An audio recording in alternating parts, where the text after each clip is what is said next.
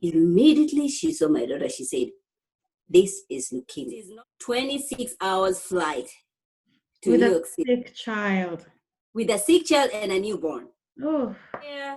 And my husband. It was the two of us against the world. It's just, we've got to fight.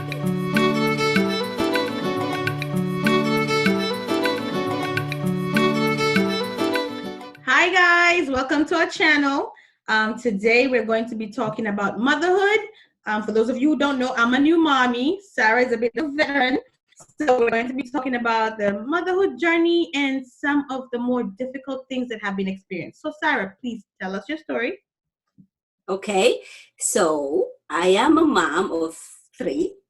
I have a daughter and 2 boys. My daughter is just turned 11. And then I have a 9-year-old and 6-year-old. Aww. Well, yes. So, I'm busy. I'm a busy mom. And now that there's homeschooling, trust me, this is keeping me safe.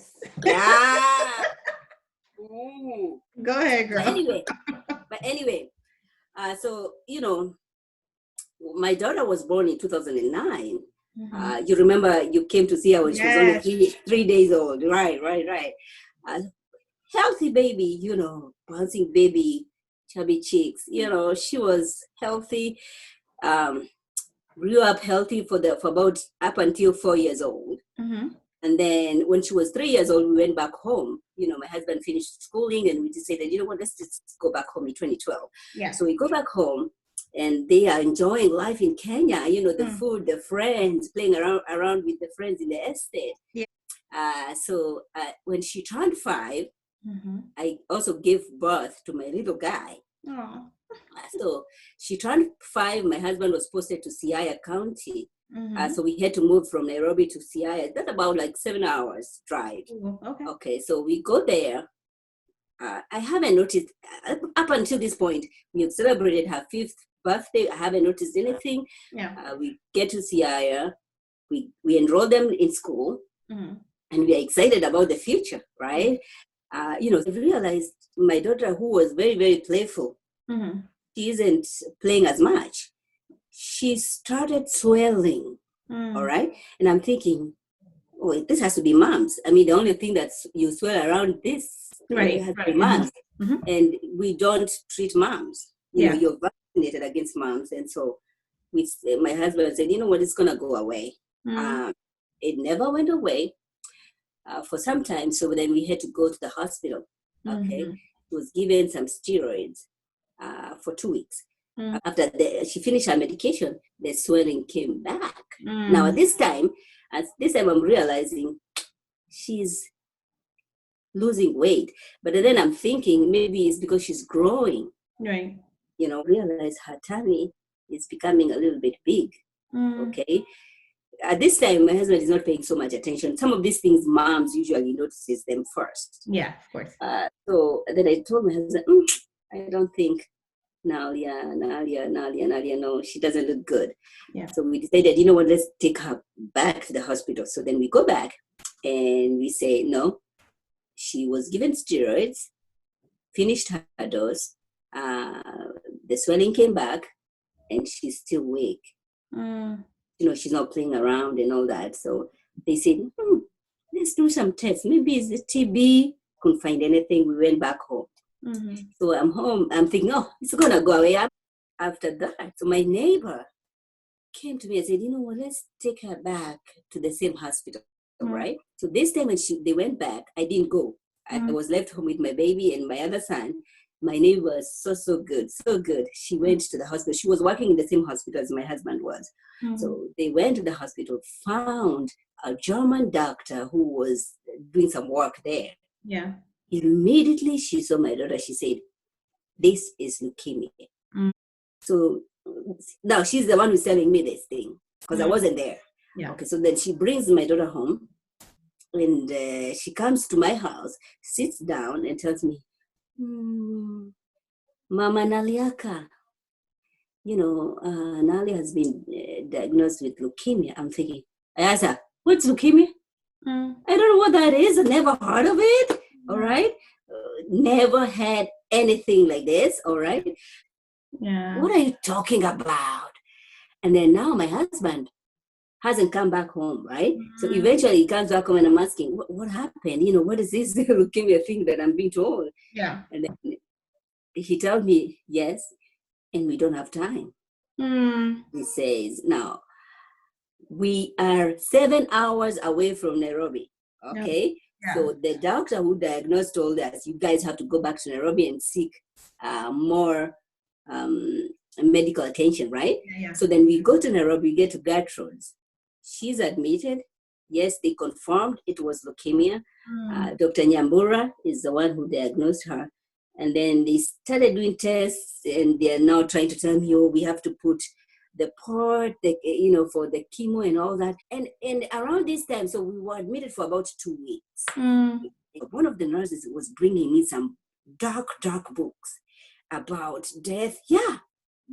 She thought she was helping, but in essence, she wasn't really putting they already expect that death follows a diagnosis like this. It is not the job of the doctors, of the nurses, to try telling people about death. Amen. That's not your job. That's not your job. You cannot be, somebody cannot be coming to seek help. Somebody, a mom of anybody, whether it's a young child, an adult, doesn't matter. You cannot be coming to seek help. Then somebody is trying to give pretty much telling you what to do after the baby's dead, rather than tell you there's hope, we can do this, you never know, holding your hand. Right. So anyway, I mean, she was just one among many. Yeah. And many others were really, really supportive. So when we were in Kenya, also when she was at Gertrude's, they told us she has to be having platelets every day, every other day. So now platelets, you have to bring your own people for platelets. It's not like blood. See? It's not like blood where they have the blood banks, right? So they don't solicit, they wouldn't put out a general call, because I've seen people put out calls for blood groups and whatever. So it's not something that they put out a call that you can request. It's something that you just have to go find your own people to bring in. Yes. Okay. In Kenya though. Because here she was getting platelets, but I never bothered here looking for people for platelets. No. But in Kenya, you gotta have to bring your own people. Now, guess what? The only thing they test in Kenya, HIV. That's it. But they are putting all these platelets to a very immune compromised kid. Right. So I'm thinking around that time when she was getting platelets, that's when she got malaria. Now, I'm not sure, because she might have gotten malaria from CIS. So where are you getting 5 people a day to give platelets to your little baby? That was a challenge. Yeah. I had to tell everybody, my family. I remember my sister going crazy looking for people to bring in platelets. Yeah. So when I was talking to Dr. Nyambura about, Nalia, where she was born and all that, so I mentioned she was born in New York City. Yeah. And she was like, what are you doing here? Go. Yes. So that kind of gave me hope. You know what I mean? The only challenge we had was that my daughter was, born in New York City, so she's an American citizen. We are not.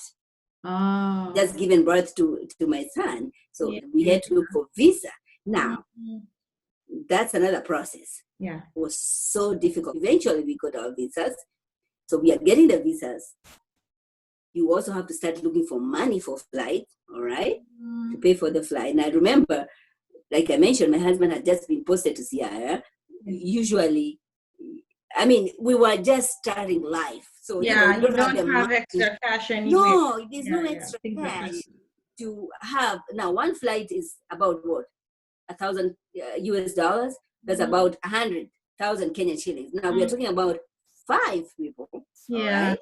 Yes. So, my friends, my colleagues in New York City where I worked, oh my gosh, never forget. My husband's family here in Buffalo, oh my gosh, our angels, trust me. They really, really, and our family back home also, they really, really helped us. Anyway, we got our visas. Thank God. It was 26 hours flight to New York City. With a sick child. With a sick child and a newborn. Oh. All right. When we got to the airport in Jomo Kenyatta, they realized my daughter couldn't stand. She couldn't stand on her own. They said, we cannot board her. Yeah, they don't want to take the liability. No, they didn't want to take the risk. So we had to sign the papers, right? So we signed the papers. And those papers say what? That if anything happens, you take full responsibility? Yes. Okay. Yes. We got a flight to Dubai, which was about 5 hours. And then from there, it was about 16 hours to New York City. It was in the morning, around morning, 7 in the morning. I realized she's really, really, really weak. All right. So then we are told our next flight will have to be about 10 in the morning to get to Buffalo. It was bad. Yeah. When we got to the airport, it was really, really bad. So we take the taxi to the hospital, right? So we get to the children's hospital here in Buffalo. My husband takes my daughter into the hospital. I'm left here paying the cab and taking the things of here. We even left our luggage at the airport, by the way.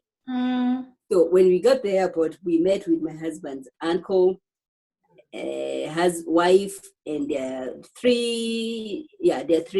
two daughters and a son. No, so now I go to the nurse and I'm asking, how is my daughter doing? So the nurse says, okay, she's doing fine. So I feel good, right? Yeah. But I don't think she knew what she was talking about. I don't think she was telling me about my daughter. Yeah. The security guy is looking for the parents of this sick child. Yeah. Back and forth. Yeah. But I'm seated here. So eventually they find me, because I went to them and said, where is my daughter? I want to know. Yeah. They said, oh, we've been looking for you because we need somebody to sign the papers. When they said that, I said, oh my gosh, sign the papers? What papers?